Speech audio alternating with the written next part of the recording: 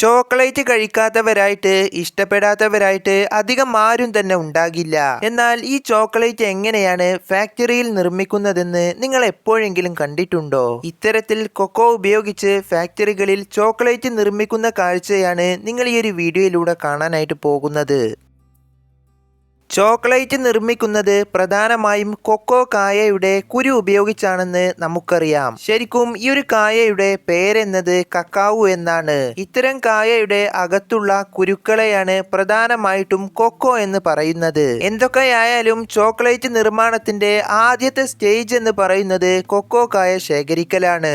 ലോകത്ത് ഏറ്റവും കൂടുതൽ കൊക്കോ അഥവാ കക്കാവു കൃഷി ചെയ്യുന്നത് ഐവറി കോസ്റ്റ്, ഗാന പോലുള്ള വെസ്റ്റേൺ ആഫ്രിക്കൻ രാജ്യങ്ങൾ ാണ്.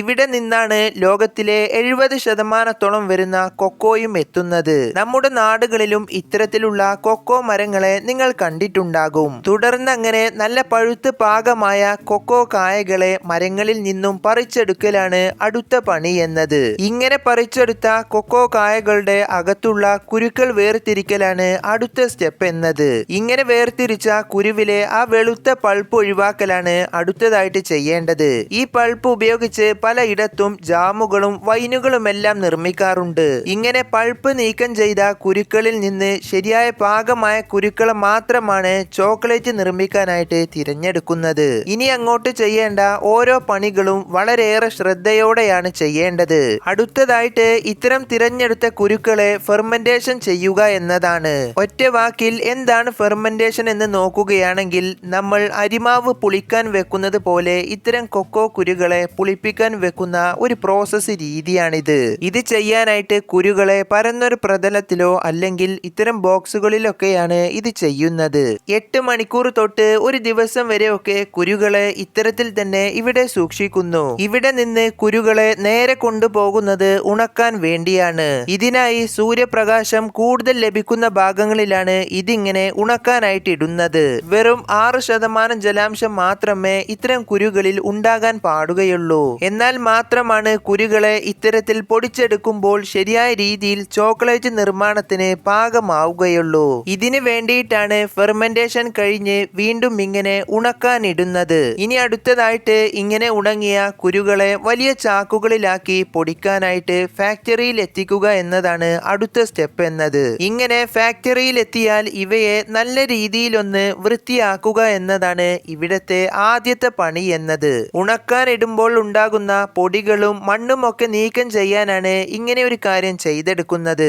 ഇതിനായിട്ട് പ്രത്യേകം വൈബ്രേറ്റ് ചെയ്യുന്ന ഫിൽറ്റർ മെഷീനുകളാണ് ഉപയോഗിക്കുന്നത്. ഫിൽറ്ററിങ്ങിനു ശേഷം ഇവയുടെ ഗുണനിലവാരം ക്വാളിറ്റി ചെക്ക് ചെയ്യലാണ് അടുത്ത സ്റ്റെപ്പ് എന്നത്. ചോക്ലേറ്റ് നിർമ്മാണത്തിന് പാകമായതും ഗുണനിലവാരമുള്ളതുമായ കുരുകളാണെന്ന് ഇവിടെ വെച്ചാണ് ഉറപ്പുവരുത്തുന്നത്. ഇങ്ങനെ ഒരു ചെക്കിങ്ങിനു ശേഷം കുരുവിന് പുറത്തുള്ള ബ്രൗൺ നിറത്തിലുള്ള തോട് ഒഴിവാക്കലാണ് അടുത്തതായിട്ട് ചെയ്യുന്നത്. ഇതിനായിട്ട് കൊക്കോ കുരുകളെ ചെറുതായിട്ടൊന്ന് ചൂടാക്കി എടുക്കും. അത് കഴിഞ്ഞ് ക്രഷിംഗ് ചെയ്യാനായിട്ട് കുരുകളെ ക്രഷിംഗ് മെഷീനിലേക്ക് കടത്തി വിടുന്നതാണ്. ഇവിടെ വെച്ചാണ് കുരുവിനെയും അതിന്റെ തോടിനെയും തമ്മിൽ വേർതിരിക്കുന്നത്. പിന്നീട് ഇവയെ ഒരു തവണ കൂടി ഫിൽറ്റർ ചെയ്യാനായിട്ട് കടത്തിവിടുന്നു. തോടുകൾ നീക്കം ചെയ്തതിൽ എന്തെങ്കിലും പൊടികളോ മറ്റോ ബാക്കി ഉണ്ടെങ്കിൽ അത് ഒഴിവാക്കാനാണ് ഇവിടെയും ഫിൽറ്റർ ചെയ്യുന്നത്. ഇതെല്ലാം കഴിഞ്ഞ് ഇവയെ നല്ല രീതിയിലൊന്ന് നൈസായിട്ട് പൊടിച്ചെടുക്കുക എന്നതാണ് അടുത്ത പണി എന്നത്. ഇതോടുകൂടി നല്ല ശുദ്ധമായിട്ടുള്ള ബ്രൗൺ നിറത്തിലുള്ള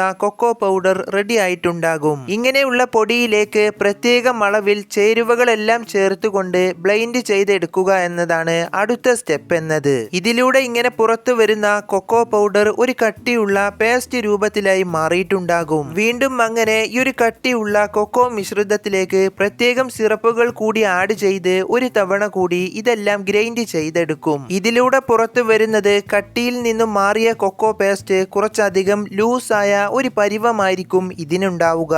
ഇതിനെ ചോക്ലേറ്റ് ലിക്വർ എന്ന പേരിലാണ് വിളിക്കുന്നത്. ഈ ഒരു ലിക്വറിലേക്കാണ് പിന്നീട് ഓരോ ടേസ്റ്റുള്ള ചോക്ലേറ്റുകൾ നിർമ്മിക്കാനായിട്ടുള്ള കോമ്പോണൻസുകളെല്ലാം ചേർത്ത് അവസാനമായി ഇത് ഒരു തവണ കൂടി ബ്ലെൻഡ് ചെയ്തെടുക്കും. ഇതിനായിട്ട് വ്യത്യസ്ത രുചിയിലുള്ള ചോക്ലേറ്റ് ലിക്വറുകളെല്ലാം ഓരോ ബ്ലെൻഡിംഗ് മെഷീനുകളിലാണ് പ്രോസസ്സിംഗ് നടത്തുക.